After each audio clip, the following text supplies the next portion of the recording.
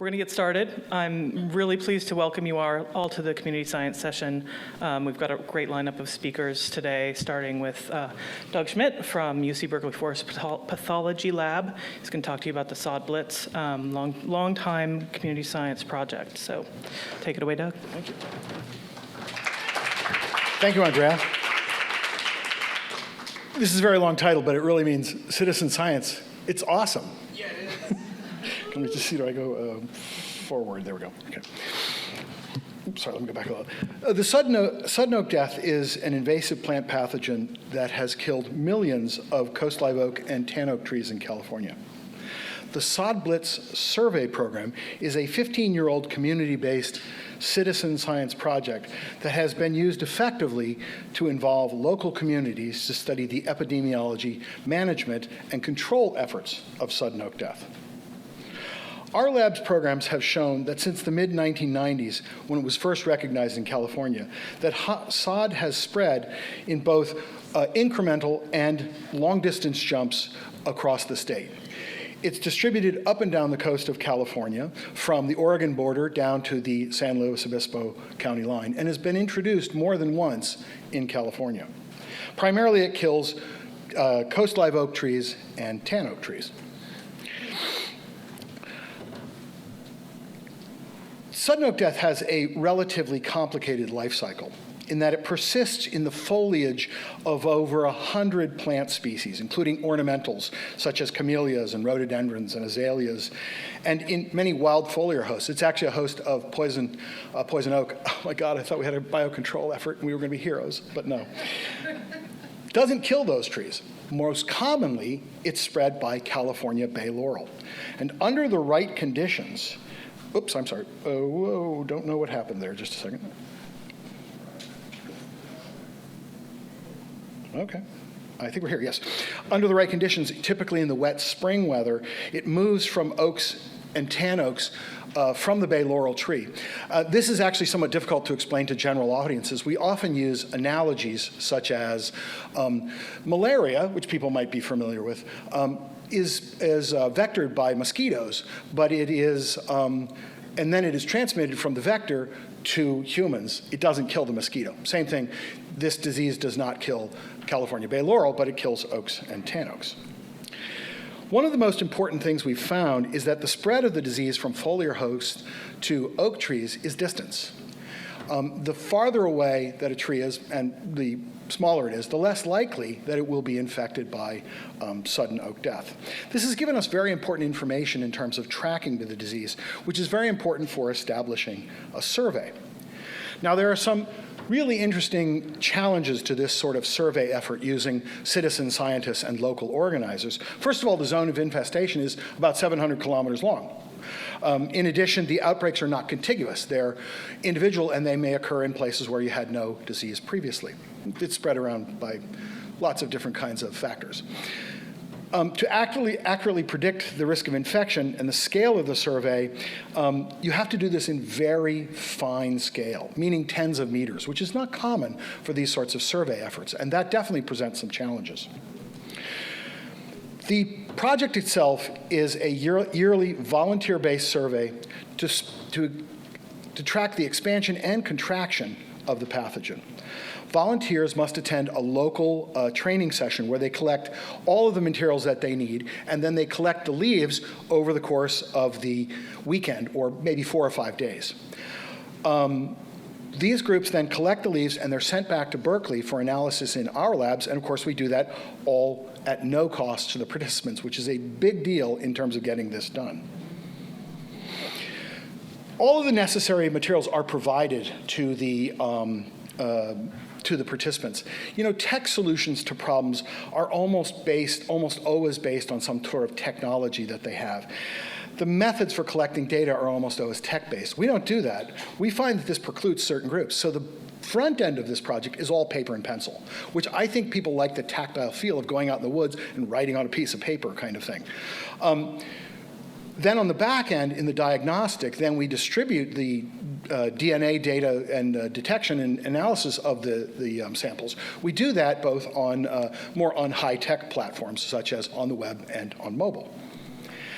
what the participants get is they get a whole selection of, all the materials that they need for this, including, and the pointer seems to be somewhat faulty. Okay, I'll just describe what's going on. Maybe it is. So we try to provide all the materials people need, including collecting materials and flagging tape to put on the trees so they can find it again next year, and, very important, a laminated card of what they're looking for. Their real job is to go out there and find infected leaves for us to test. If you don't send them out with a detailed picture of what they're looking for, you often just get 2 fireplace logs get sent back to you. It's a real challenge. Now, we typically have town hall-style community meetings to sort of inform people about this and give them the training. And in the before times, before COVID, we had about 30 meetings up and down the state in California each year in the spring. But during COVID, of course, we found that we couldn't do that in person. But what we found is that people really wanted to do something. So we transitioned entirely to doing this online, which had some serious challenges to it. But this year, we had 31 different organized groups where people could pick these packets up. On the back end of this, it's very important to have a variety of ways in which people can find out the results. On November 10th, we're having a webinar in which people can log into, and they can see, Matteo will present the results directly to them. But also we have maps that that you can get on your computer and on your mobile phone as well. One of the nice things about our mobile app is that it not only does it show you your location and trees around you that either tested positive or negative, but it also has a risk calculator based on previous results. So we use an algorithm to determine how close you are to previous positive results. And so it can tell you what your risk factors are relative to where your property is or where you're standing. So we found that over time, people remain involved for long periods of time with this. There are some people who've come every single year for the last 15 years. They've come and done this project. Typically, what we find with people is that it relates to their own intrinsic value. Their property values, their community, the parks around where they live. That's what matters to most people. And we've also had pretty good success involving the Native American tribes in it. Both the Kashaya, Pomo, and the Kurok Indians have, their groups have helped collect on their lands, which of course they have a real tie to this, even more so than I would as a scientist because of cultural factors, and particularly tan oak trees are very, very important culturally. So involving the native groups I found has been really, really interesting and eye-opening for us. I've learned a lot. Now, of course, we'd like to always do different kinds of statistics, and we found that when you compare the collecting efforts of professionals to lay people, some people will say, well, lay people, citizen science, they're never going to be as good as trained professionals. Well, trained professionals here included me, and it turns out that when you look at this graph, that people who are trained up and had the right materials, an example of what they're supposed to collect, were just as good as the professionals at collecting the leaves for the sample. So we actually have no problem with that. We think we can train people to the point where they're pretty good at this.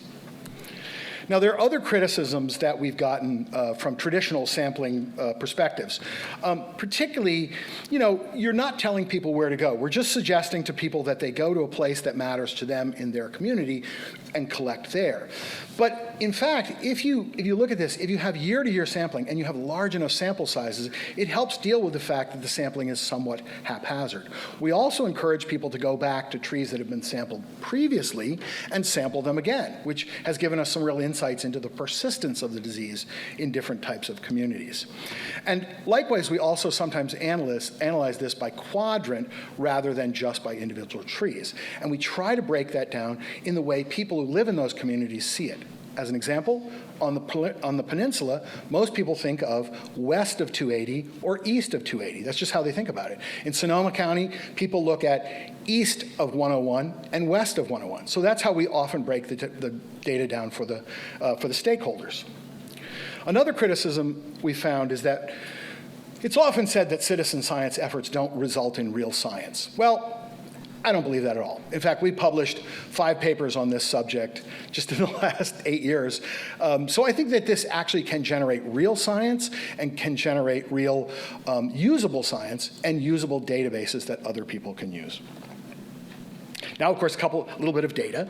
So we track the participants and see how they feel about the program and what things are working for them and what things aren't working for them. As an example, on the left-hand graph, let's see if I can get that, there we go. On the left-hand graph, you'll see that this is what is people's knowledge when they come into the program. What is your knowledge of this disease and the disease process? And it turns out it's almost a perfect bell-shaped curve. About 25% of the people come back year to year. We have repeat people about 25%. But it turns out when people come in, they have an almost exact bell-shaped curve, which is very, very encouraging that you can help people move that bell-shaped curve till they learn more from the program. Secondly, on the right, this is a 1 to 5 scale. People really like this program. And so if you track their satisfaction with the program in general, you find out that people are generally very, very, very satisfied with it. We also looked at repeat performance. People who've been involved year to year, every year, are organizers. The people are really into this in their communities. And we selected 12 participants who've come almost every year to this program. And we compared them to look at people who are just 2 or 3 years have come to the program. We find out that there's really no difference. If you can continue engagement with people, you'll get very high quality results out of this. And we suggest that actively getting people to participate in this is correlated with very high skills and motivation to continue doing it. Of course, some things have changed over time. We found that early on in the program, we had a somewhat different response from people than we do later in the program. An example on the left-hand side, let's see if I can manipulate this. Here we go. On the left-hand side, we have what sort of, who are you? We're asking people, what is your, how do you identify? Whether they're homeowners, whether they're people who work for NGOs, they're people who are just curious about sod, they're people who work for government organizations, et cetera. And on the left, we had typically more people early on who were homeowners, and now we have a larger percentage of people who are land managers or work for NGOs. So we've tried to do more outreach to those people because that's the groups that seem to be most interested in this. Also under other, one of the categories, one person wrote in Elvis impersonator. So I personally felt very strongly that we're hitting all the groups, right? Now, on the other hand, we also track what people said, what they could do, what sorts of things they would do once they found out that maybe they had this in their community, what sort of actions might they take. And early on, I believe this one, the blue bar here, is they would take a chemical spray to treat this disease. So they would spray the trees or they would inject into the trees the only available state-registered treatment. But over time, what we found is that people do a great deal more things that they can do. As an example, not cutting trees in the spring, not trimming trees in the spring, which is a big deal for helping prevent the disease. People would also outreach in their own community to get more people involved. What sorts of things would they do? Planting different understory plants which might help to spread the disease. So over time, we've matured the response of people, we think, to what sorts of treatments they might engage in. And every year, of course, to keep this interesting, we try to engage new features to the assay. First, we ask see, oh, look, a note from Matteo. It said what I should say about this. Just read it. Well, I'll just paraphrase it for you. So we've looked to people to go to just to get to not only repeat trees, but to go into areas that have not been sampled before. On the app, you can find out what's not been sampled. We've asked people to sort of try and spread out their sampling. We're also surveying and analyzing for the arrival of new lineages of the pathogen. The EU1 lineage is coming from the Oregon border, and it's spreading into Northern California. So we're trying to track that very, very carefully. We've also asked and encourage people more to take some efforts once they find this is in their community. If they're interested in helping control the disease, we want them to go to a separate sort of website that we have on a separate page on our website where they can then look at the different treatment options. And then finally, we've actually launched a new program working with arborists and professionals looking at sampling in oak trees. Sampling in the bay laurel and other foliar hosts is easy. Sampling in the oaks really is a thing for professionals. It's a lot harder to do, and it's a lot harder to do successfully. So we've done outreach to those groups so we can expand the kinds of things that we're doing. Are you holding up a sign at me? Got it, okay. So in conclusion, emergent diseases present some major challenges to effectively monitoring and addressing information communication about new diseases. It's very, very important to connect to your stakeholders, and it's very important to create these synergies where they become a force multiplier in their own community. I think personally it's very important to accommodate the needs of different communities and different groups, not just groups that look at this from a high-tech point of view. I think it's important to bring people in, new people, and retain people by speaking directly to their communities. And finally, co-ownership of the program is very, very important for people. If you don't involve people as an actual citizen scientist, they're not going to stick around. And in fact, we have about 450 people that participate every year, and in the last 8 years, we've had 15 million views on our website to this specific program. Thank you very much.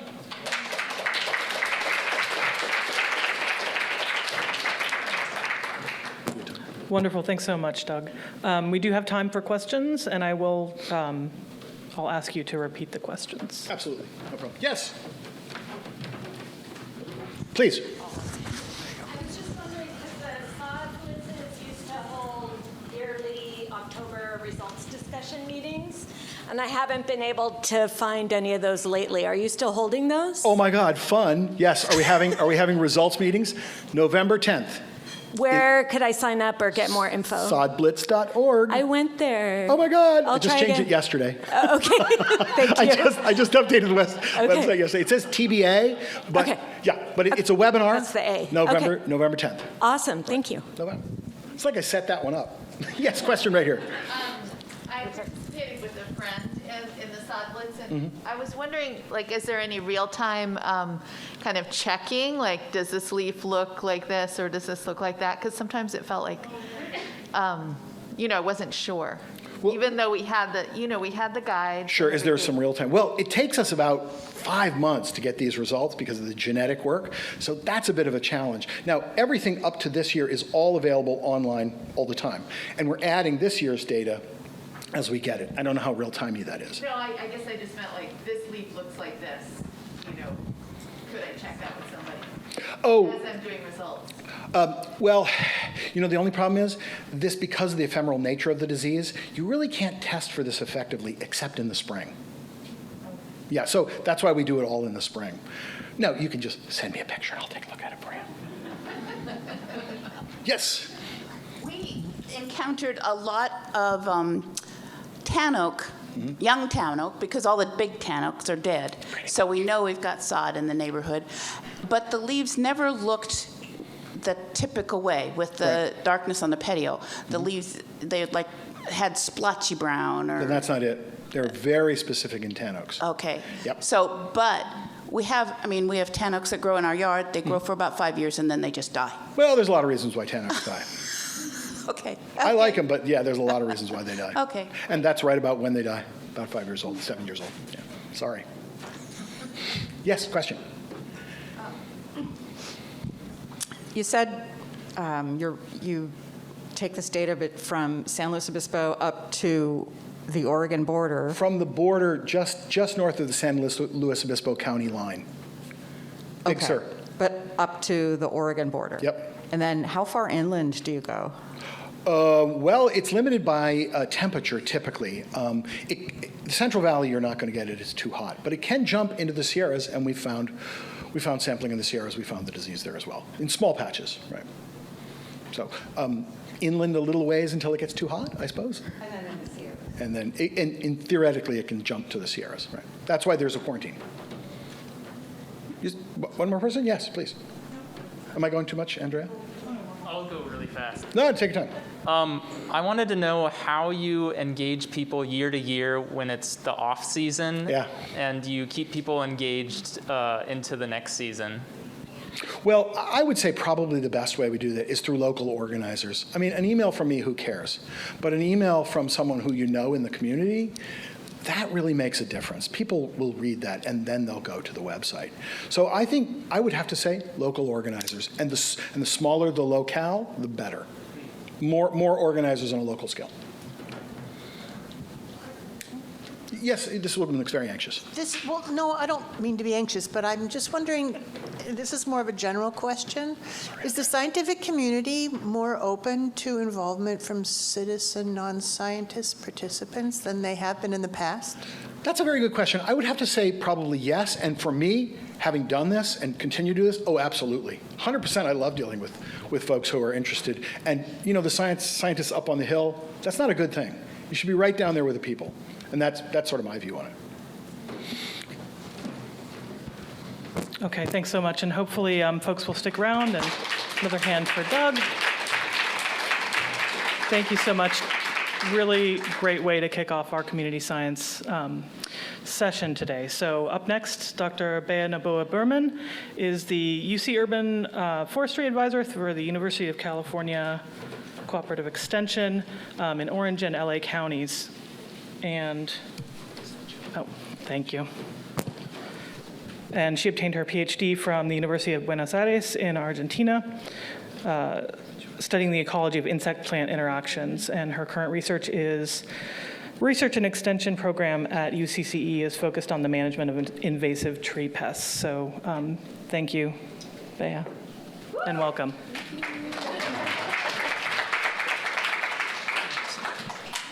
All right. We'll wait for my PowerPoint, but thank you for that nice introduction. So as it gets on, yes, that's the one. What I wanted to present today is about a project that I did on evaluating how if we actually can get really good data from a participatory science project. So let's get to it. All right. So I work with invasive tree pests. So to put us all kind of on the same page with that, the big problem with invasive pests is that they cause a lot of economic and environmental harm, especially to a lot of them to the native plants and the native habitats.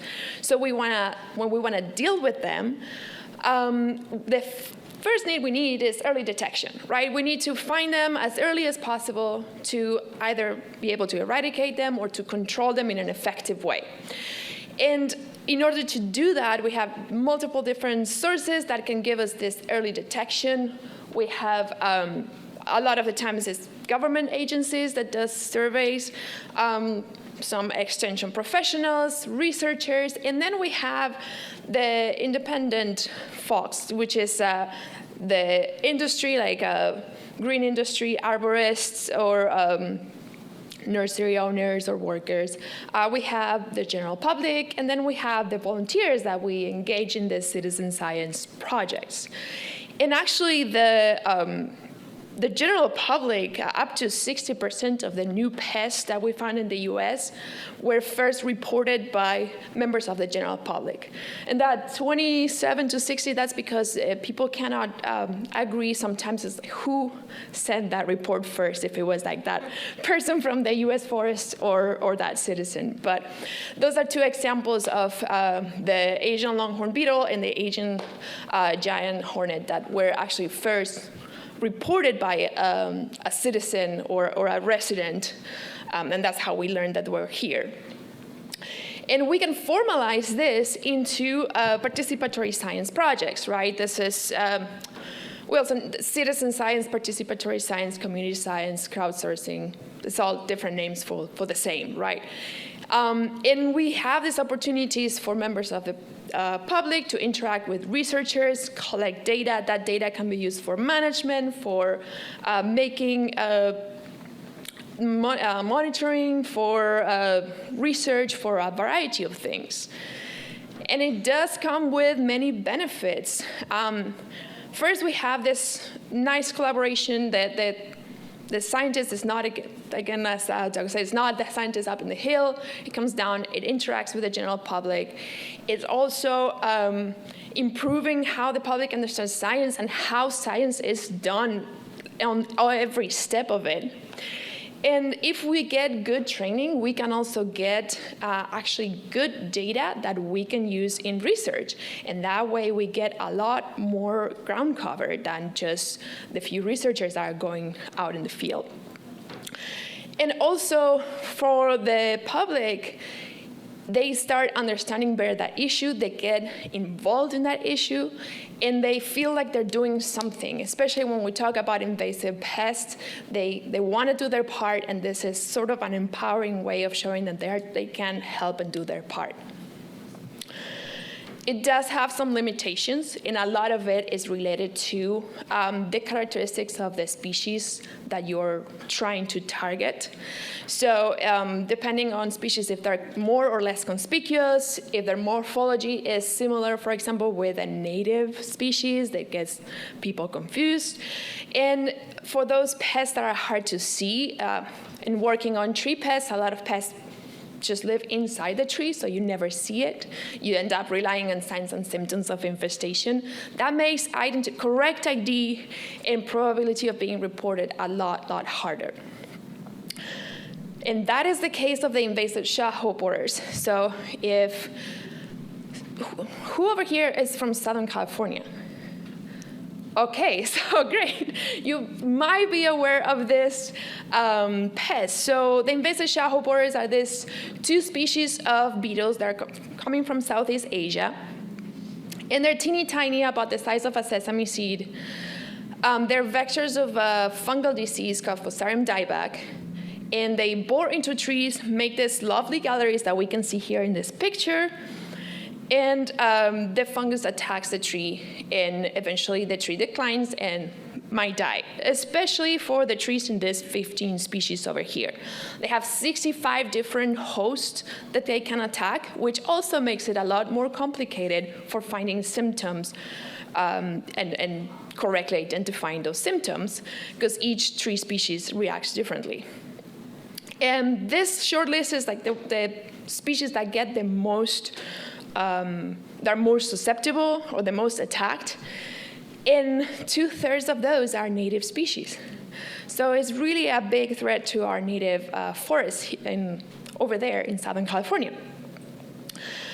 And as you can see, they can have devastating consequences. This is the Tijuana River Valley, where many years ago, this huge oak mortality happened.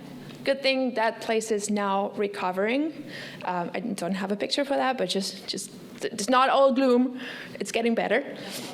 And so we had a lot of efforts put now on figuring out where this pest is, where the leading edge of the infestation is, where the areas that were not infested before and now are infested. So there's a lot of trapping and surveying programs going on. And some of them, at least one of them in the Santa Monica Mountains, is relying on citizen science. And we really could use more boots on the ground. But for this pest, we're relying on signs and symptoms of infestation, right? We use the entry hole as the main symptom, and it has to be a specific size, and there's some lookalike pests that have similar holes. There's other symptoms like staining, gumming, sugaring that also can be caused by many other agents. So we really wanted to know, how can we make best use of this participatory science data? And how can we ensure it's high quality? So with that, I took a task of actually quantify how accurate this data can be and how different trainings can affect that and make it better. So we created, together with the California Naturalist program from UC, we created this ISHB monitoring project. So included creating a collection tool, training the volunteers, then the volunteers will submit reports, and we evaluated the accuracy of that. So the collection tool, we used iNaturalist. We needed something that could give us georeference data. There are several fields in here that the volunteers were collecting about the tree and about the pest or infestation level. We also asked them to collect 4 pictures in the same report in iNaturalist, one that will tell us a better idea of what the host species they were reporting was, one of the entry hole, one of the trunk with the symptoms, and then one of the tree, ideally with some kind of landmark that we could use it to find the tree again when we went double check it. And for training, we did 2 trainings. One was in 2020 in the middle of the pandemic, so we could not meet with the people, and it was online only. So we had an online course that they could take at their own leisure, 2 Zoom training sessions, and we had 1 office hours that was optional for people to come in and ask questions later if they come up as they were collecting data. And then in 2021, we did another training, and we replaced the second Zoom session for an in-person field session. For the evaluation, we did it in 2 parts. The first part was a quality control part. So we looked at each observation, evaluated if it was complete or not, and if the photos showed likely shellhopper infestations. And then we went out in the field, located those trees, and reevaluated those same trees, which was quite a task because we had a lot of reports for just a few people in my team. We got 121 reports that were complete, and out of those 102 we were able to go back to the tree and recheck them. And this is what we found. So this first column is the online only, and this is when we did the second training with online and in person. What we found is that in both cases, the majority of the IDs were correct. And when we compare, we actually found that accuracy went from 83% when it was only online to 96% when we had the in-person meeting. So that was pretty awesome. And all, or the majority of the incorrect IDs were related to some kind of staining because of pruning damage or another agent or holes from a look-alike board, but we could actually figure that out from the pictures themselves. Regarding the infestation levels, a lot of the volunteers tend to overestimate the infestation level. So this data is very good to tell us presence-absence information, but maybe not so good for more fine-tuned data for management. And for other kinds of data like DBH and height, they were also fairly good and fairly accurate. So what did we learn here? So we learned that having people train in person is really important, really increases the accuracy tremendously. And we got 96% of correct IDs. So that's kind of level of a professional tree worker.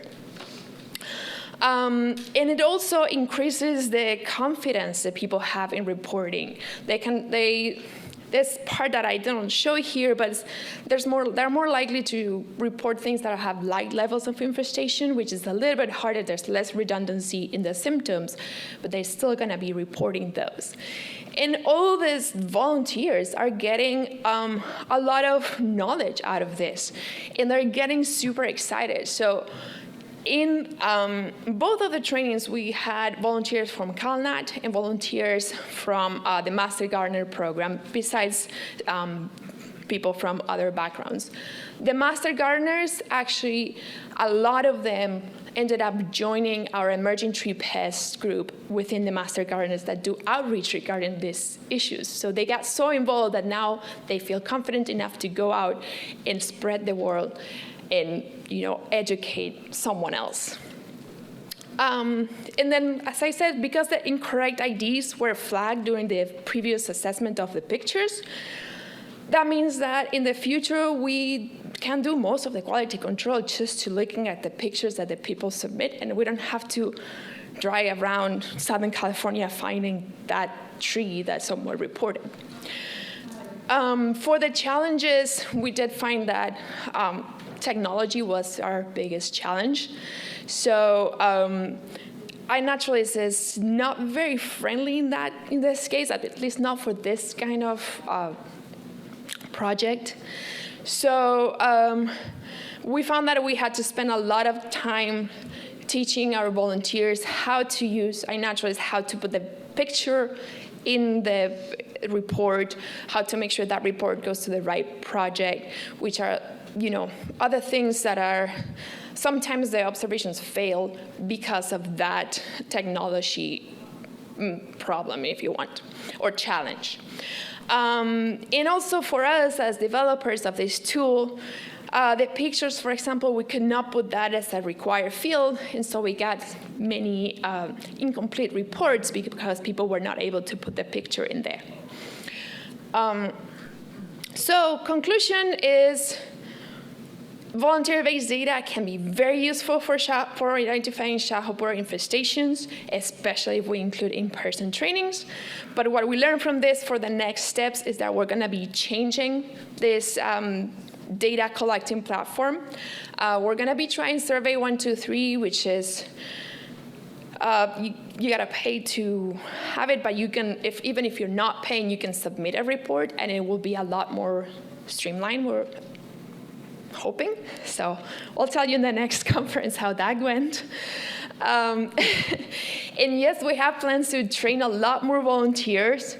And now that we know that the accuracy is so high and that actually just that quality control done on the pictures gives us almost 100% accuracy, we'll just be able to add that data that they collect to the map that we have that shows the shadowborer distribution in California, which is the map that I showed you a couple of slides ago. So that can go directly to management, monitoring, and like statewide efforts for controlling this pest. And with that, I'd like to get any questions.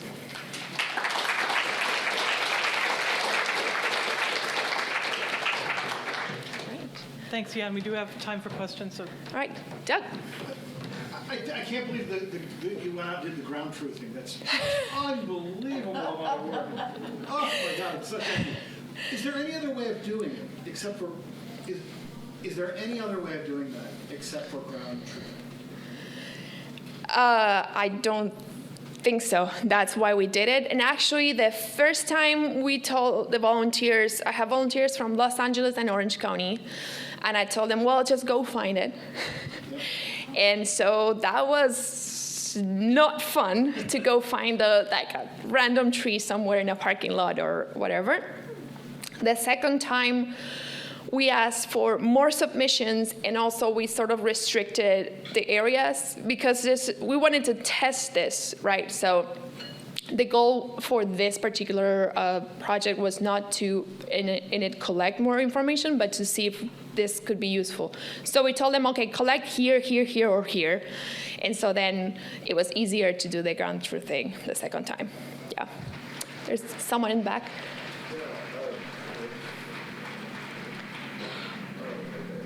I don't think it's on.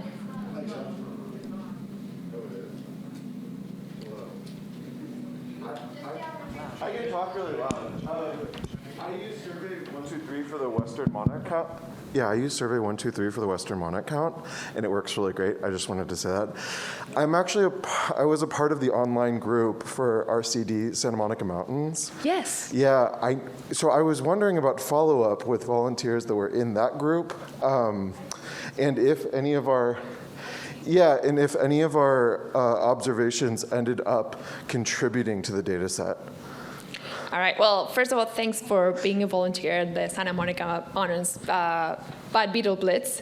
And sadly, no, that wasn't included in this project. But that participatory science project was one of the inspirations for this, because the idea was like, great, we teach these people how to identify and they go out. Can we now use it without having to go double check? Right, and so I did the trainings for that one, but this was separate. So you're going to have to ask Rosie for the follow-ups on the Santa Monica Mountains one. Yes? Have you thought about using GPS coordinates to locate trees? Oh, yeah, that's what we used. Definitely. So. Still not easy. No. So both iNaturalist and Survey 123 allow you to take GPS coordinates, but again, when you go back in the field, the GPS coordinates tell you it's somewhere in the surrounding, and it could be very good or with a lot of error. And so you are in a park and it says it's a sycamore and there's like 20 sycamores around you. And that's why we asked for that last picture where we had something that will help us figure out which tree it was.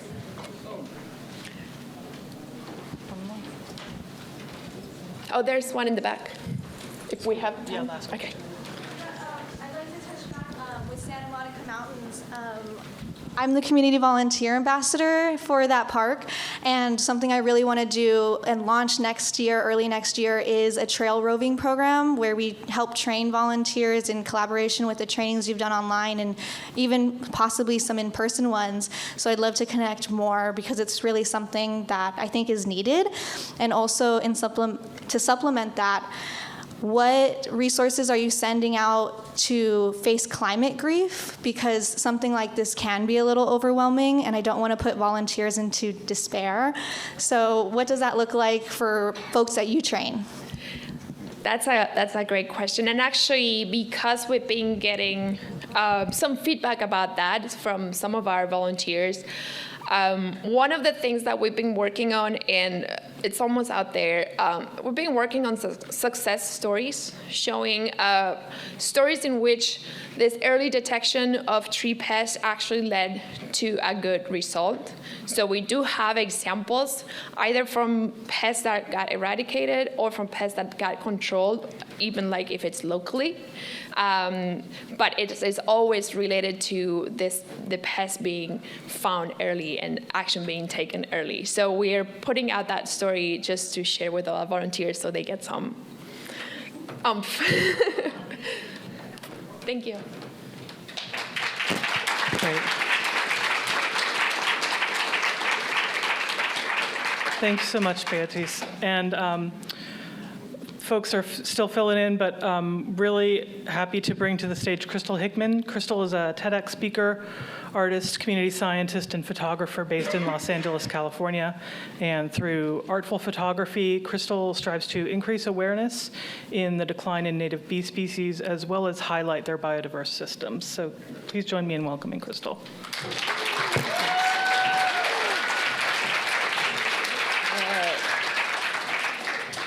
Can everyone hear me? Yeah. Awesome. Yeah. Thank you so much for having me today. It's a really nice introduction. Just to tell you a little bit about myself, I'm an artist. I'm obviously a photographer. I'm not just photographing the ground there. There's actually a bee under there. Also, I am a speaker as well, which you can tell today. And regarding my photography, what I photograph are native bees, also the plants they visit, as well as their ecosystems.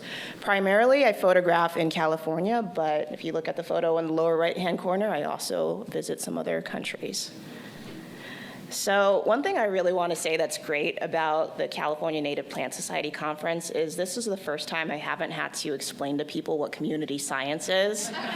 And I think it's amazing because this used to be called citizen science, but language is just evolving at such a fast rate. The meaning behind it, it changes before the definitions do. So I think it's really great that this conference is not just being aware of that, not just acknowledging it, but also changing the language to make people feel more included. So yes, I'm a community scientist. I specialize in militology, which is the study of bees. So what I primarily do is photograph bees and their environments. I document their behavior, also notate the plants that they're on, and keep track of things like times, dates, and weather that they're present. Actually, every location that I visit, I keep an Excel sheet. I update it every year and just see what changes from year to year. So how I got started, I don't know if anyone's seen this quote before. If the bee disappeared off the surface of the globe, then man would only have 4 years of life left. Has anyone seen this before? Yeah, okay, and how many people know it's not true? Okay, I didn't when I first read it, but it got me started, and I thought, hey, Einstein said this. This is a great quote, and he didn't say it because he wasn't alive in the 1990s when this was made up, but yeah, it is outside his field as well, yes. So I read it, and I believed it was true. I also believed it was about honeybees. So I had my phone, so I went out and just took so many pictures of just honeybees, like just honeybees. And then I took this photo, and it's clearly a bee, but it's not a honeybee. And I had absolutely no idea what it was. So I ended up going back to the people who I thought at the time were bee experts, which were beekeepers, and asked them, what kind of bee is this? They didn't know. And of all places, I turned to Facebook. And there was a group there that was dedicated to native bees, which was a term I'd never heard before. And the group was full of people called militologists, who are people who study bees. And they told me right away that this was a female Andrea, and she was a native bee. And then it was actually native bees, not honeybees, that were threatened or endangered. So this kind of completely changed what I was doing. I ended up going back to all the places I'd gone before to photograph the honeybees, and for some reason, I wasn't finding any native bees, and had absolutely no idea why. And that was until the Crescent Farm, which is a 1-acre native garden at the LA Arboretum. They actually posted photos of about 4 or 5 species of native bees they'd seen in one day. And I was like, okay, this is weird. I've been looking around for months. Why are there so many here? And I went. First day I was there, I took these photos. And after talking to the horticulturalist John there, I found out that there is a relationship between native bees and native plants. So save the native bees also means save the native plants. Also want to get into some differences between honeybees and native bees, because I know there's a lot of confusion. So first off, honeybees are not threatened or endangered. Native bees are potentially threatened or endangered. Honeybees, the ones that are in the US, are from Europe. Native bees are from where they currently reside. So just like native plants, they could be native to all of the United States, they could be native to just California, or even your zip code. So honeybees, you can actually put water out for them. They drink water sources provided by people. Native bees get their hydration from plants, so you don't need to put water out for them.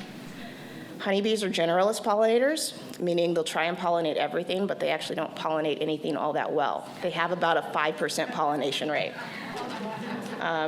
Native bees can also be generalist pollinators, but they can also be specialist pollinators, meaning they just pollinate one family of plants potentially.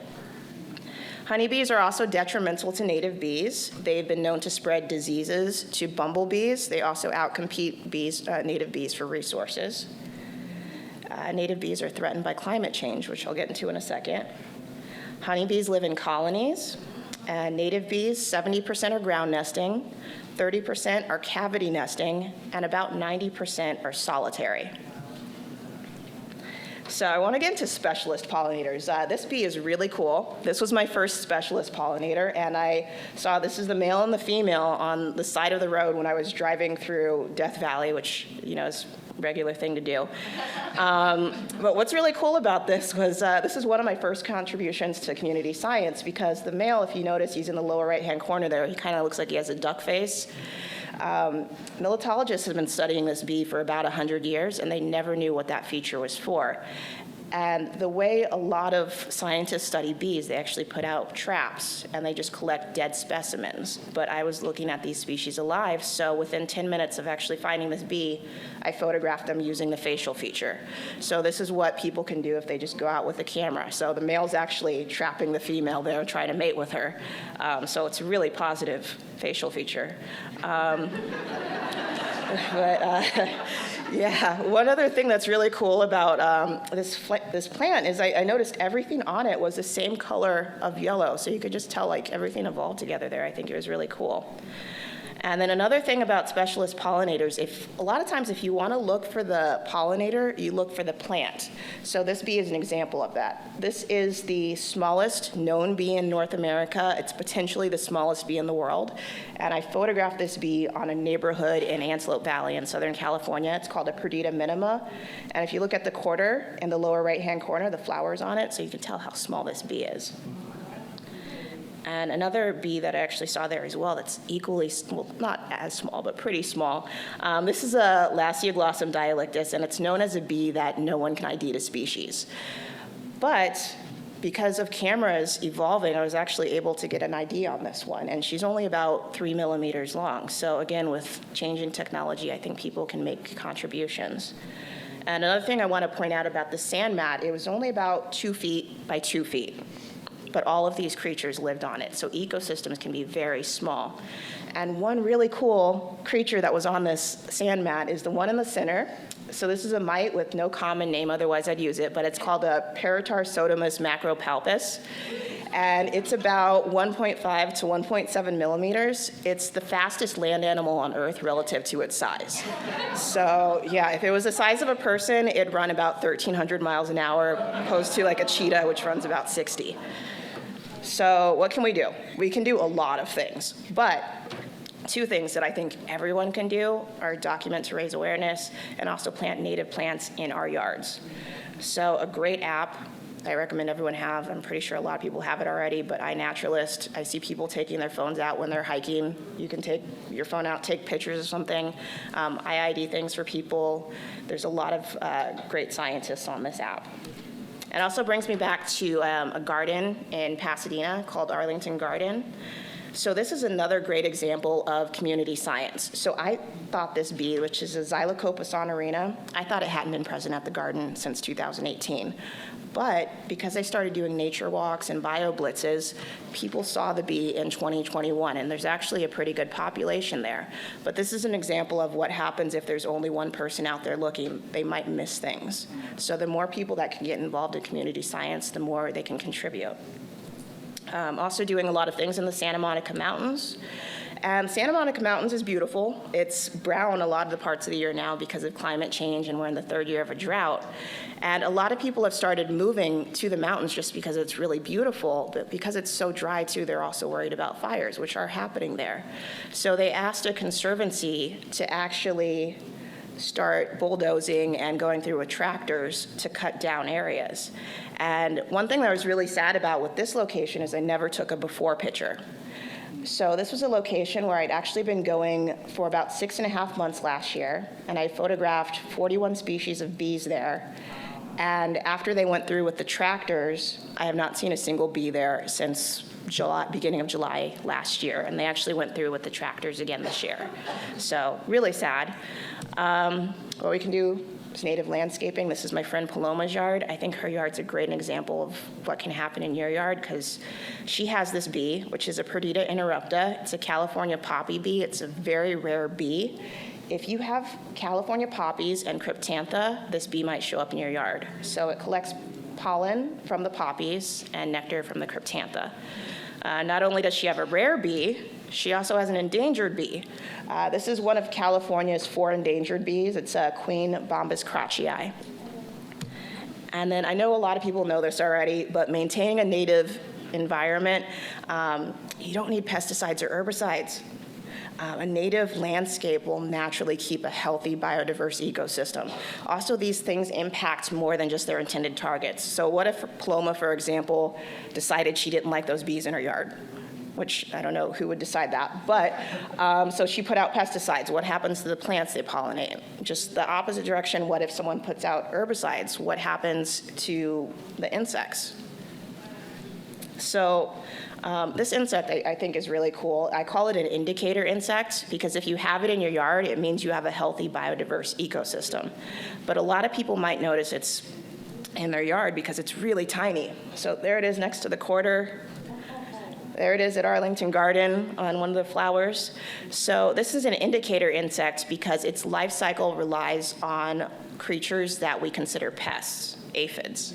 So what the female actually does is she'll do something called ovipositing, where she'll like poke a little egg inside the body of an aphid. The aphid swells up like a balloon, and it basically becomes a cocoon for the wasp. And then when the wasp is ready to close or exit the aphid, chews a little hole out the back, pops out.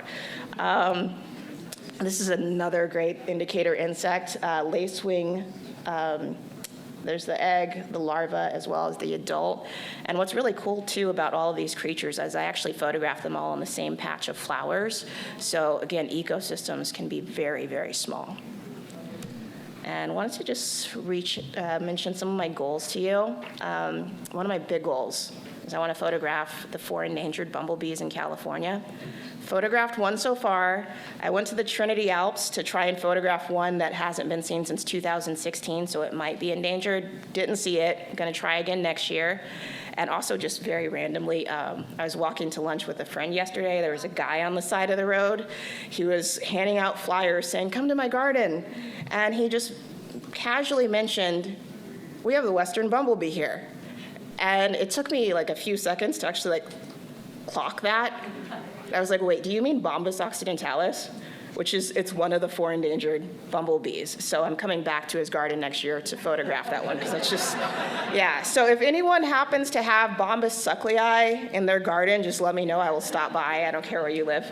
Also, I want to encourage more people to get into community science, because California is a biodiverse ecosystem. It's a hot spot here. We have 1,643 species of native bees out of the 4,000 in the US. So I think it would be great if when people thought of bees, they thought of more than just honeybees. Also, I want to promote and create native landscaping bridges. So, for example, with my friend Paloma's yard, what happens if she moves and the people who move in decide to just put down a green lawn? Where are those bees going to go? So encourage your neighbors to just maybe put like a small area of native plants in. So those bees just have, not just bees, but pollinators. They have places to visit, different options. Also, I'm working on a couple of books, but a coffee table book, which I'm hoping to have done next year. I'm also working on some bee flashcards, which you can actually see one of them in the lower left-hand corner. How am I doing on time? I'm good? I have 1 minute. Okay, great. So I'm just going to show you guys some photos, because I think these bees are cool. This is a female Diadacia bituberculata. It's her first day of life as an adult outside of her burrow that she grew up in. And this photo I think is really cute. So this is a female that couldn't fit down her turret. So you see her little legs actually sticking out, covered in pollen. So I think it's really funny. But she was actually sleeping and her little feet were like going like this. So this bee is a Lasioglossum cymbrialicus, and this is the only photo of a living representative of this bee. I photographed it last year. Thank you.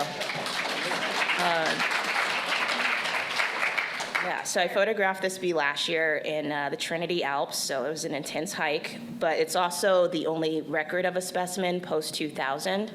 And with community science, I'm actually making a lot of regular observations of the first living representatives. So far, I have about 15 species documented. I just think this photo's cute. So nothing really interesting there. This one I took, I think, last month. So this is a Protandrina, and this is the first bee of this genus that was ever photographed in California. So one really interesting thing about this is there is a key available, but none of the species line up with this one. So the way I'm documenting bees is just alive. So what if this could be a new species? It could be a documented one already, but there's really no way to know. I'm going to go back next year and like wait around a few days. Hopefully one dies in front of me, and then I could take it to a lab. I know that sounds bad, but this one is also really cool. So the Saga chlorella. It took me about 2 years to get this photo. And this was actually the location in the Santa Monica Mountains that was basically cut down with a tractor. And I got this photo 2 weeks before that happened. So I hope that she got to live out the rest of her life. And I know she probably had a burrow somewhere around there. So hopefully her offspring had a place to live, because I think it's really sad, because it is happening in a lot of locations. I am looking for a lot of specific bees that were sighted maybe even like 10 years ago. I go to the locations. There's a neighborhood there now, or like a university building. And I'm going to wrap up. So this, because I want to give you time for questions. Okay. Last photo, sorry. So this is really cool. So this is a diadacia bee. They sleep in globe mallows. So when the flowers close at night, they go in them, but when they open up in the morning, they come out. So they're timed with the flowers, so it's really cute. But yeah, thank you.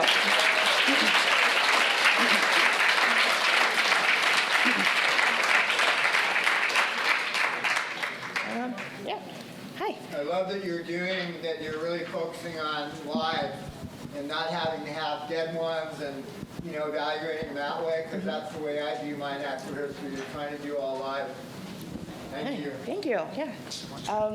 It's the woman, yeah. Excuse me, when you talk to people, do you get kind of the attitude of like, oh, I hate bees, they sting?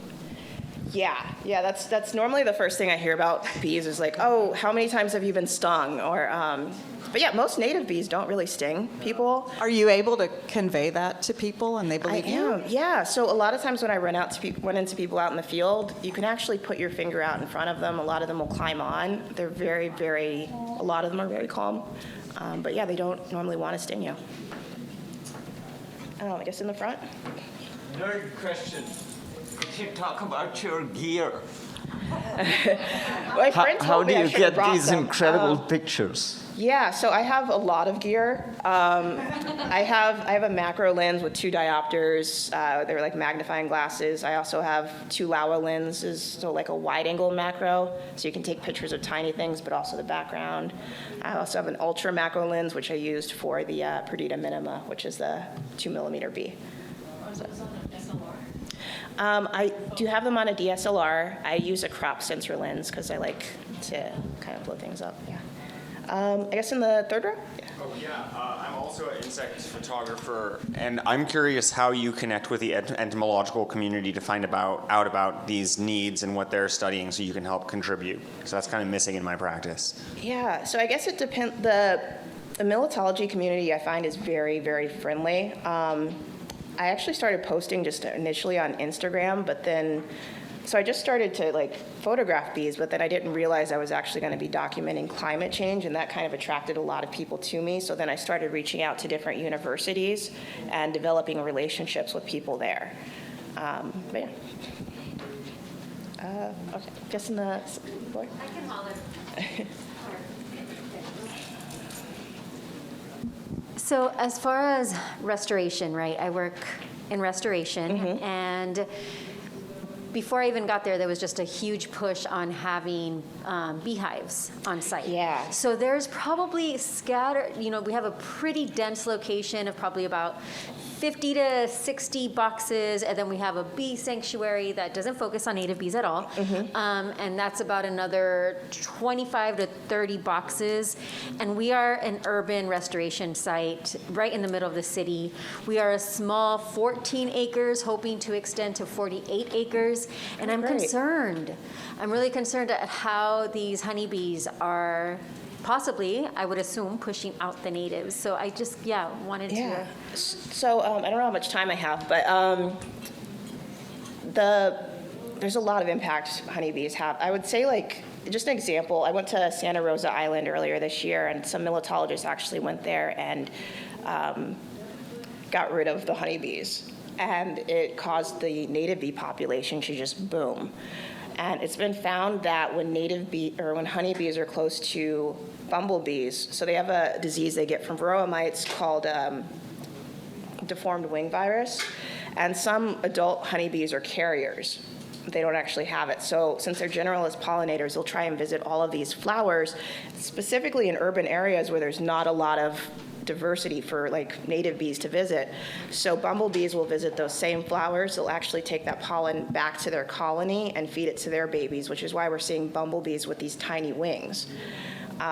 So I think honestly the best thing you can do really is just encourage people to not put hives out, because honeybees, I found them in the middle of the desert. They normally visit like 2 miles away from their hives even. So yeah, I think the best thing you can do is just not have honeybees. Yeah. Thank you so much. It's been awesome. Yeah, hopefully our speakers will be able to stick around maybe a little bit into the break, and thankfully all of them have included their contact information as well. So really excited to bring to the stage Jose Esparza. Jose was born in Guadalajara, Jalisco, and raised in the Central Coast of California. Graduated from the University of California, Los Angeles with a BA in Geography and Environmental Studies. He's currently the Community Science Coordinator for the California Native Plant Society and is interested in conservation work with a strong intersection in science, education, and social justice. So please join me in welcoming Jose.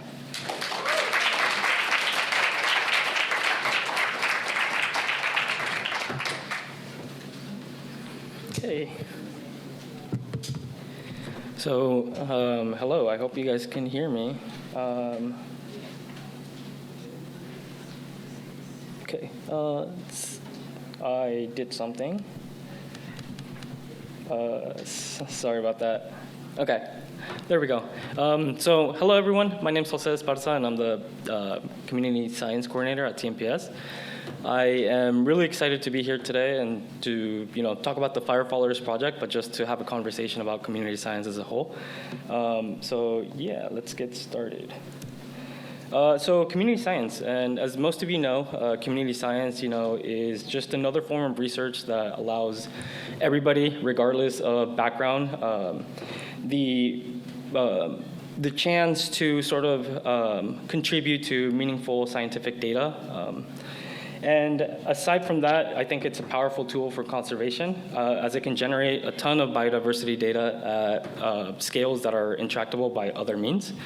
And I think more importantly, though, community science is characterized by place-based knowledge and social learning, and collective action and empowerment. So our Fire Followers project has really taken on an approach to be true to community science. So that is, being both community-led and community-controlled. Before we move forward, I do want to make some acknowledgments. So first of all, I do want to thank the Seaver Institute for making this all possible. And then in addition, I also want to thank everybody who has contributed to the project at any level, right? In the picture here, you can see some of our top observers and some of our top identifiers on iNaturalist. You might recognize some of those names. I got the pleasure of meeting a lot of them on the field, and I also got the pleasure of meeting some this weekend, which was awesome. Along with that, I want to take things into perspective. So our 2020 and 2021 Fire Followers project have like almost 150,000 or pretty close to 150,000 observations altogether. It's very time intensive to go out and participate, right? It requires people to go out to some of these burn sites, which are quite a ways, and then you have to hike, you have to take the photograph, you have to upload it to iNaturalist. So it's very time intensive. And if you estimate anywhere like 5 minutes per observation, that's like 12,000 hours or so of observation, and not including identifications, just because identifications only, like on iNaturalist, it only gives me like the top 500 identifiers. But yeah, those are incredible numbers, and I'm really thankful for everyone who's been able to participate. So yeah, and like talking about community, these are some of our in-person events. Post-pandemic, it's been amazing to be able to actually have these again. And then these are just some of the events that we've had with, this was one that we partnered with Latino Outdoors, and we went to go explore the creek fire back last year in August. And then, here's some of the incredible staff at CNPS. And this was actually my first outing, right when I first joined. So it really is something special. Let's talk about the Fire Followers project. And after the historic 2020 wildfire season, we wanted to create a project that remained true to community science. For the past year, we have been utilizing iNaturalist to collect data and mainly to record the responses of plants after the fires. And our project mainly does three things, right?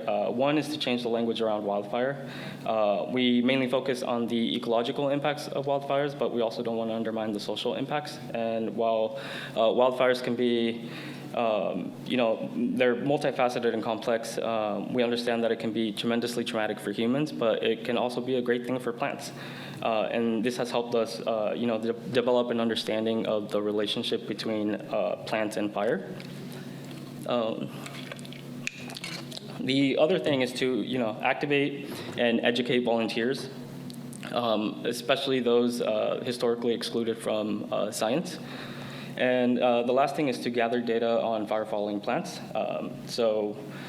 Being able to compare plants before and after fires, as well as increase an understanding of what fire followers are, and provide information on species of concern to aid in future conservation efforts.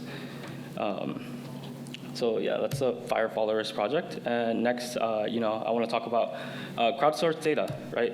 And as previously mentioned, we do utilize iNaturalist. So iNaturalist, I'm sure most of you know what it is, and it'll probably be talked about on the next presentation. But it is an app or a web page that has community scientists, biologists, and a ton of people just working together to contribute biodiversity data at a global scale. And this is really important because it has been instrumental to our project. So the way our project is sort of set up, we have this on iNaturalist. We have an umbrella project, and that is a 2020 Fire Followers project. And right under that, we have individual projects, which are the individual fires that are larger than 10,000 acres or any fire complexes as well. But yeah, that's essentially just the setup of the project. And to talk a little bit about the data, our 2020 Fire Followers project has well over 125,000 observations now, and close to 6,000 species uploaded.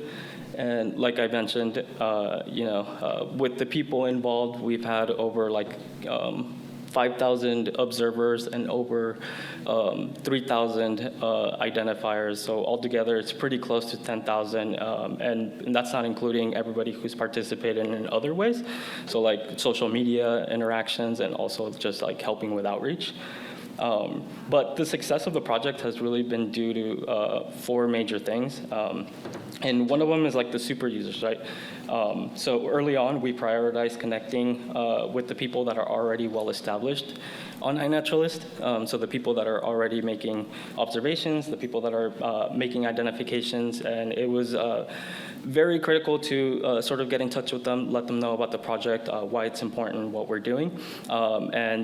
They've really become community leaders in the areas where they're from, helping out people that are just getting started with community science, right? Helping them with identifying some of their observations. So that has been extremely helpful. The other thing is training and webinars, right? So one of the ways in which we try to bridge the equity gaps within community science is by creating trainings and webinars that are free and accessible to the public. So we do have these on our website, on our Fire Followers website. We have these on our iNaturalist journal page. And, it's everything from how to get started on iNaturalist, how to participate with the Fire Followers project, how to take the best observations possible. And then some of my favorites, which have been the plant identification workshops. And we recently had our spring training, which is amazing, and I encourage you all to check them out. So the other thing is, we also have challenges, and these challenges have been really fun to sort of create, and it's like a way to sort of encourage people to participate. We also have some Fire Followers gear that we give out to some of the winners, or if we have raffles, and we try to have something going on at least every month. And these are just some examples of some of my favorites. So. And I think the most important, right, is our partners. So we have been fortunate to maintain and develop some partnerships with groups like Save Mount Diablo, the Sonoma Ecology Center, and also like the Santa Cruz Museum of Natural History. So if you look at the individual fires, right, so like here, you can kind of see it at the bottom, but like the glass fire, the LNU lightning complex, and the SCU lightning complex and the CZU lightning complex, there's a reason why they were like at the top 4 most observed projects. Yeah, that is largely due to our partnerships. So our partner organizations have done an amazing job and amazing work with engaging with their local communities. And also being able to like create events and allocate resources to make community science more accessible, right? So big thank you to like Marissa, Dan, and Alma, as well as Denise, for really acknowledging like the need for making community science a little bit more accessible, and especially in their immediate communities. So the next thing, now that I've talked about like ways in which we gather the data, I also want to take a look more deeply about what we've seen so far. So being that the project is on iNaturalist, the data does become accessible to everybody. So once you upload your observations, you're able to see pretty much all of your data. You're able to see everybody's data, and you're able to download that off of iNaturalist. So that is something that's very beneficial. And also, we've been able to create some pretty cool maps, right? So this is something everybody can do. This is something that I did on my free time, where I just took a look at some of the, whispering bells, seeing observations of whispering bells before the fires within the same sort of shapefiles, and then looking at the observations post fire, and you can really see a drastic change, especially in the heat map. So that's really fun, and I encourage anyone to like play around with that. So the next thing, right, on a deeper level, one of our goals of the project has been to compare plants seen before and after the fires by fire intensity. So we began to do some preliminary data analysis by downloading the soil burn severity maps. And like I mentioned previously, right, this is all on iNaturalist, so we're able to go back pretty much to like 2012, download all the data plants pretty much observed within that same area. There's even some before that. And then we're able to look at the data that's been posted to the project. And let's see, in these graphs here, so Lizzie Edson, who I thought was here today. I don't know if she's here. But she has been doing some pretty amazing data exploration. So this is all preliminary like data exploration, where she looked at the valley fire. And these maps do a really good job of showing post-fire observations with burn intensity. So I'm really looking forward to be able to do this for other fire perimeters, to look at the diversity within fire severity classes, and it can really give us an idea of which species were most impacted after fires. So let's see. How am I doing on time? Okay, so I might zoom through these, but essentially, one of the biggest questions I get most of the time is like, what are some of the coolest finds? What are some of the interesting things you've seen managing the project? And through in-person events like this here, and also just individual uploading observations, like I can really do a presentation all about the amazing photos and the cool stuff that I've seen. But as you can see, it's like this is just a glimpse that you can see of all the observations that are uploaded onto the project, and there's a ton. But out of the like 125,000 observations to the project. There's around, iNaturalist, you can't really filter rare plants, but you can filter threatened plants. And there, we have like approximately 2,700. And out of all of that, these are just some of my favorites that I was able to pull out. I have a ton of pictures that are favorited, but these are just a few that I was able to pull out and just paste on here. So definitely recommend if you have some time to take a look at that. And then also, there are some amazing stories behind pretty much every single observation. And here are some of the observations that are some of my favorites. And some of these are like plants that that are new county records. There are some that have been reappeared after decades of not being spotted, and also as you can see, actually. This is an old presentation, but I had another one. There's also, expansions like in range of plants being seen throughout. So it really is amazing to be able to see people go out into the field, access outdoor spaces, and then be able to also, find new things that come up after the fires. But yeah.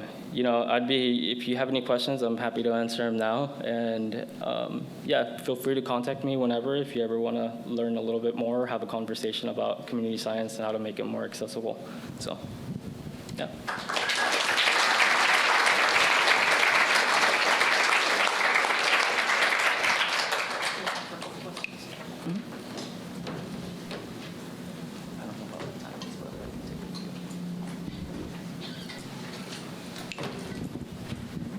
I had two quick questions. One has to do with safety. When we take people out, in some areas 100% tree mortality, and we wear hard hats and we worry about people getting squished by trees. But the other one was, how do you deal with the whole thing of rare plant locations and poachers, especially for some of these gorgeous calicortus that come out in like our fire? Yeah, no, great questions. Keep forgetting I have a mic. Those are great questions. So safety is a big priority, and I think we started this project back in 2021 after the 2020 fires, and typically the first few months after the fires is safety is something to prioritize. So on our website, we have, before you even get started, we have a whole section about safety. So being mindful of the conditions, what to expect, and we definitely encourage people to go to trails that are established. So yeah, that's something on safety. It's very well emphasized on our website, and we have guides and some safety tips that are on there. And then in terms of concern about rare plants and poachers, so everything's on iNaturalist. And the great thing about that is that iNaturalist automatically obscures the location, so you don't get to see the exact location, right? So if somebody, so for instance, in July I went to the Angeles National Forest where I came across some lemon lilies, and anybody who uses that trail can see them. But if you upload them onto iNaturalist, they're automatically going to be obscured. So anybody else that looks at it will see a general area of where it's found, but nothing specific. So.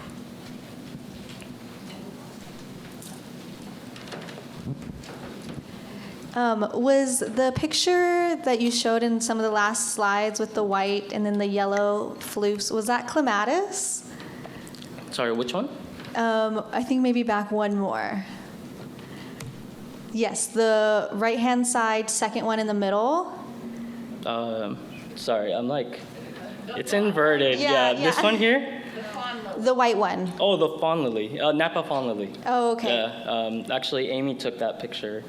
Amy's our rare plant treasure hunt manager. So. Very cool. Yeah, I thought I saw something similar, and I'm just really excited to work with you in the Santa Monica Mountains because, everything popping up. I'm like, is this fire follower? Is this not? So I'm just really excited to work with you for that. Yeah, no, of course.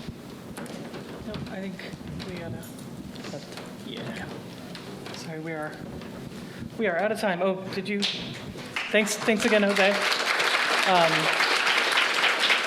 Yeah, so really encourage people to contact Jose if you have questions or want to get involved in the project. Going to bring up to the stage now Alison Young.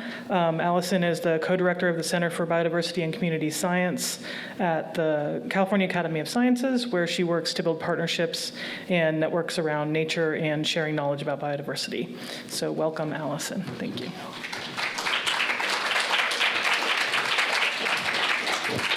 Awesome, thanks. All right, last talk of the last session on the last day. Here we go. So I was asked to talk about the City Nature Challenge, which is what I'll spend most of my time on, but I also wanted to talk a little bit about the work that we're doing to bring this community-collected biodiversity data to decision-making, especially at the statewide level. So the City Nature Challenge is co-organized by my department at the California Academy of Sciences and the Community Science Department at the Natural History Museum of Los Angeles County. How many of you have participated in the City Nature Challenge before? Awesome, great. Hopefully I'll convert some people through this talk as well. So we run the City Nature Challenge because we did the first one back in 2016. We decided that our two cities are already such natural rivals in like sports and burritos and cost of living that we would make a challenge about nature to see who could make the most observations, find the most species, and get the most people involved using iNaturalist. So the first City Nature Challenge happened in 2016. It was the San Francisco Bay Area versus Los Angeles County. It was 8 days long, which was exhausting, but we were excited because we had over 1,000 people participate between our two cities, and we made about 20,000 observations, and we thought we were done, that it was great. But as our two museums were like taunting each other over social media about the challenge, some people started being like, what is the City Nature Challenge? And like, how does my city do it? So we realized that there was an appetite for engaging people around documenting urban biodiversity. So we continued the City Nature Challenge. It's now been running for 7 years. In 2017, we opened it up to any city in the US that wanted to participate. And in 2018, we kind of landed on the model that we use today, which is any city in the world can participate in the City Nature Challenge. It's a 4-day BioBlitz that happens in April. And we're looking at observation species and the number of people that make those observations. And it's basically just steadily grown through the years of the 7 years of the challenge. This last year, 2022, we had 445 cities representing 47 countries participate around the world, which is great. In the 4 days of the challenge, 67,000 people made 1.7 million observations of nature, documenting over 50,000 species just in those 4 days. Yeah, super great. People always ask us, like, how is the City Nature Challenge so successful? Like, what are you doing to make it, keep growing? And the thing that we do is that we do not try to organize 445 cities by ourselves. What really leads to the success of the City Nature Challenge is the fact that we work with local organizers. Every city has at least one, usually multiple local organizers who are there to implement the City Nature Challenge in their area. We and the Natural History Museum of LA, we work together to provide training and resources and support to these local organizers so that they feel ready to implement the City Nature Challenge when it comes time. We also put up some guardrails that are like, okay, like these are the things that you kind of have to do to call it the City Nature Challenge, but what you do in between those guardrails is up to you, because these local organizers are the people who know their cities, they know their communities, and they know what's going to work best to motivate people. So where you are in the world means that the City Nature Challenge can look really different. Some cities really lean into getting schools involved in going out and documenting biodiversity.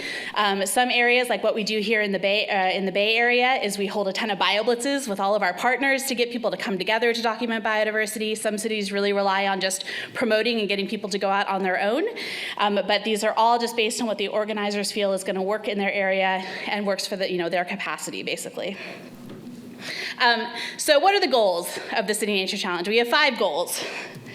One is to connect people to their local nature, especially in and around urban areas. We're really emphasizing the fact that nature is around you no matter where you are.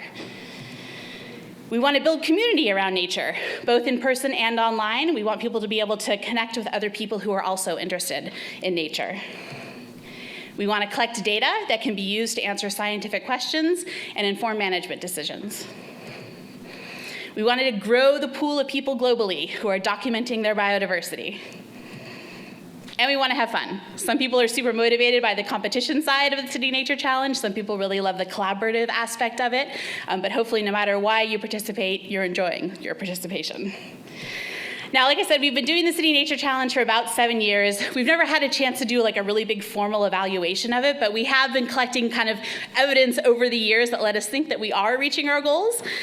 So we did a survey of participants a few years ago where we asked them, why did you participate in the City Nature Challenge, which is that top graph. A lot of people want to learn. That's why that motivated them, or they want to meet other people. At the bottom, we asked folks, what did you get out of participating in the City Nature Challenge? And almost everybody said that they at least learn something about their local plants and animals by participating in the challenge. We find, though, that connection to nature really actually happens when people we give them the time and we ask them to slow down and be curious and observe. And it's kind of those personal connections they make with like one really interesting observation, for example. Like this one, which happened during the 2020 City Nature Challenge. City Nature Challenge that year happened like 6 weeks after we all went into lockdown for the COVID-19 pandemic. And we kept seeing those reports, right, in the news that like wildlife was taking over our cities. It was kind of true for this neighborhood in Calgary, where this bobcat came and basically took an afternoon to eat a jackrabbit in the backyard. And a whole group of families like watched it, and they took a ton of photos and then uploaded them for the City Nature Challenge. One of my favorites. This, though, is my absolute favorite City Nature Challenge observation. We were having a bioluminescent tide down in San Diego for 1 year of the City Nature Challenge. And this person, instead of just taking a photo, basically made a GIF and uploaded it to INAT. And because we know the dinoflagellate that was causing this bioluminescence, this is a research grade observation on iNaturalist. And it's like, what a beautiful piece of data, right? Like, so gorgeous. For building community around nature, we ask people all the time and our organizers, like, what do you enjoy the most about the City Nature Challenge? What was your favorite part?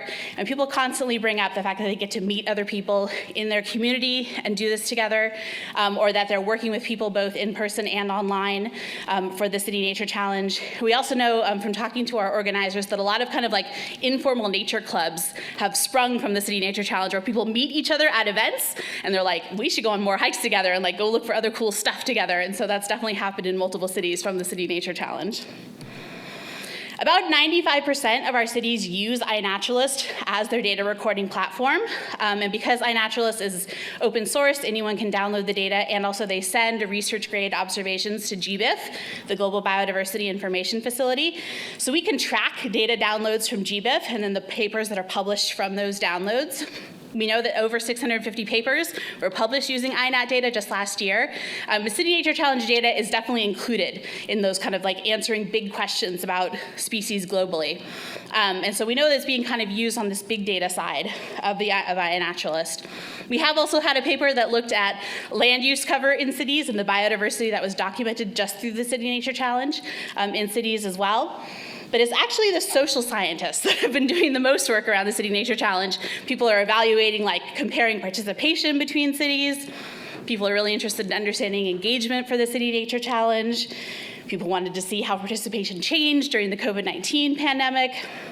We've even had computer scientists look at kind of the social interactions online during the City Nature Challenge, building these really cool social interaction networks on iNaturalist for cities during the City Nature Challenge. So the social scientists especially are learning a lot through the City Nature Challenge.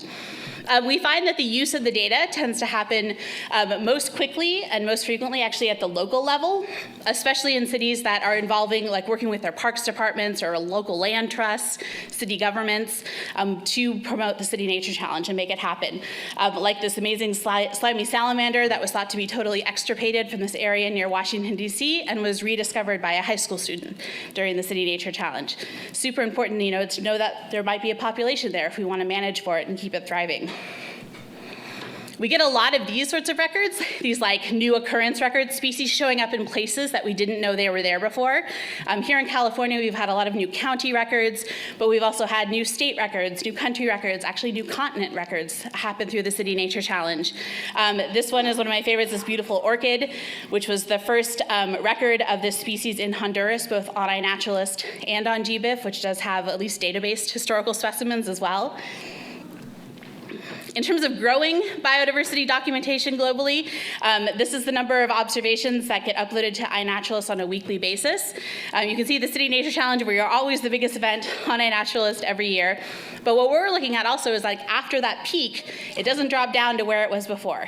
It always stays higher, which is letting us know that through the City Nature Challenge, we are introducing new people to iNaturalist, to how to document biodiversity, to why they should document biodiversity, and at least some of them continue to do so after the City Nature Challenge. And in terms of having fun, I really love this quote about getting to work with tens of thousands of people around the world with something that's common to everyone, biodiversity, life. Like I said, no matter what motivates people to participate, hopefully they're enjoying doing it while they're out there. I'll put a quick plug that we are already planning for the 2023 City Nature Challenge, which will happen April 28th to May 1st of next year. But now I want to kind of focus in on California, the impact of the City Nature Challenge in California. We are here at the California Native Plant Society Conference. California obviously has participated all 7 years. Over time, we have about 7 participating regions. Some have participated more than others. Some have come some years and not other years. But those 7 participating regions make up 24 of our 58 counties, and 17 of the largest 20 cities by population are in these areas. If you add up all the City Nature Challenge days we've had in California over those 7 years, it's 33 days. 33 days of City Nature Challenge have happened in California. In those 33 days, 24,000 people have made 563,000 observations, documenting almost 11,000 species in 33 days. It's pretty impressive. We have an amazing, motivated, and engaged community of naturalists here in California. Since we are here at the California Native Plant Society Conference, I wanted to highlight the California native plants that have been documented through the City Nature Challenge. Almost half the observations that have come in California are of California native plants, and about 4,300 species of native plants have been documented through the City Nature Challenge. Focusing in a little bit more on rare, endangered, and threatened California native plants that have been documented through the City Nature Challenge, about 9,000 observations of about 500 species in the City Nature Challenge. And here is where I wanted to kind of highlight some of those rare, endangered, threatened California native plants that have been documented. Here's where I admit that I am not a botanist, I am a marine biologist. There are probably some actually way more interesting ones I could have highlighted here, but I don't know. So I picked ones that were kind of spread around the state and people had taken nice photos of them. But these are some of the ones that people have found through the City Nature Challenge in California. Just a little bit about the work that we're trying to do now to bring this community collected data to decision making, especially at the statewide level. There's over 10 million observations that have been made in California on iNaturalist. So these are made by California residents and people who visit California. It's a huge wealth of information about where species occur in our state, and it should definitely be used in decision making about biodiversity and other things in our state as well. One of the things that we've been doing in our department to kind of bring this data to decision making, we run another really big scaled event called Snapshot Cal Coast. It's another annual, it's a 2-week BioBlitz in the summer about getting people basically from the Mexico border to the Oregon border to document their coastal biodiversity. It's also been going on for 7 years, so we've collected a lot of data. And the California Ocean Protection Council, which is part of the California Natural Resources Agency, approached us and they said, hey, we know you're collecting a ton of biodiversity data. It's collected by our constituents. We would love to understand if we can use this data for better management of the coast. So they funded us basically to hire an amazing data scientist and build a California coastal observatory of biodiversity using iNaturalist data. We wrote a paper on this, it was published in Oikos last summer, but basically we were trying to take this really messy, unstructured data set and kind of pull out indicators of biodiversity change. So a lot of work went in on the back end to kind of use this messy data set, but we were able to pick up change through time, trends that we already knew occurred along the California coast. This is the ochre star, which was really hit hard by sea star wasting disease in 2014.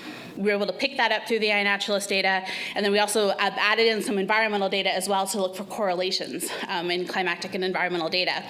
So the California Ocean Protection Council was really excited about that, and they said, great, now that we know we can pick up these trends using iNaturalist data, can we now forecast trends potentially? So they're really interested now in proactive management of biodiversity along the California coast using iNaturalist data. So this is kind of the next thing we're working on for the Ocean Protection Council, is building what we're calling an early warning and forecasting system to help them proactively manage biodiversity along the California coast. Coastal biodiversity data is only a small slice of what we have in California. And so we really want to take all of this, the land, the terrestrial data, and bring it to decision making, especially for things like the 30 by 30 initiative, which is working to protect 30% of our land and coastal waters for biodiversity, equity, and climate resilience. So we've been talking to the state. They've built all these amazing GIS tools. Hopefully you got to hear Jen Norris on the opening talk on Thursday, or went to the 30 by 30 session. But some of these tools, like this Biodiversity Explorer, for example, they're amazing tools, but we know this data, this biodiversity data, was built using vertebrate data and rare species data, and that's all. So it's a really narrow window into the actual biodiversity in the state. So we've been talking to them.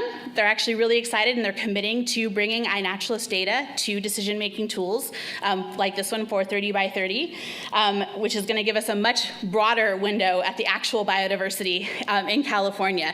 And we'll actually kind of directly connect people who are making those observations. Like, it's a concrete thing that people can do to help advance the 30 by 30 initiative.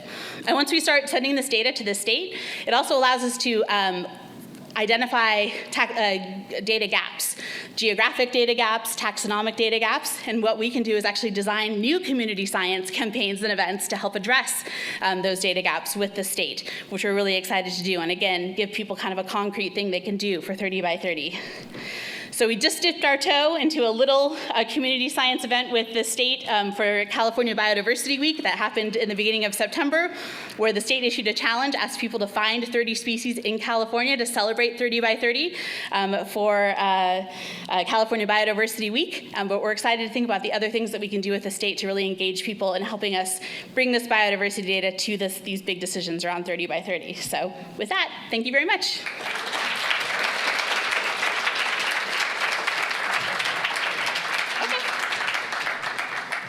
I think we've got time for one question, although technically it is 2:40.